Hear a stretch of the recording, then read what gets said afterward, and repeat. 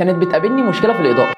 بعد ما خلصت فلوسي على السوفت بوكس وقلت خلاص كده انا احترف، وهنا قابلتني مشكله السوفت بوكس. بيوزع اضاءه في العموم مش عليا انا بس، مش مهتم بيا، مش بعرف اتحكم في توزيع الاضاءه عليا زي ما بشوف في الفيديوهات. بشوفهم في الفيديوهات بيخلوا توزيع الاضاءه عليهم هي بس، مش على الخلفيه كمان. ولكن انا ما سكتش، حاولت اتكلم مع السوفت بوكس افهمه انا عايز ايه يمكن يساعدني. وهنا بقى كانت الصدمه لما دفعت فيه الفلوس دي كلها وجا قال لي عشان اخد توزيع اضاءه على مزاجي محتاج اجيب حاجه اسمها اوكتا بوكس وبيبقى عليها جريد، والجريد ده بيخليك تتحكم في الاضاءه ان هي تركز على الشخص وما تنورش الخلفيه. وبعد بحث كتير في مواقع اكتر اخيرا لقيته وطلبت. والجريد من عبد ستور وصل، تعالى نعمل له انبوكس. الجريد اهو، يلا بينا نجرب. وكده انا قادر اتحكم في الاضاءه احسن بكتير. الخلفيه كلها ورا مني مظلمه والجريد مسلط الضوء كله عليا. ولو انت عندك برضه نفس المشكله دي، بدل ما تروح تشتري اوكتا بوكس وبعد كده تجيب لها جريد عشان تسلط عليك الضوء، فالجريد ده للسوفت بوكس موجود على عبد ستور. جبت كود خصم للقناه هنا مخصوص BE30، وده هيديك خصم 30 جنيه على اي منتج انت تشتريه من عبد ستور.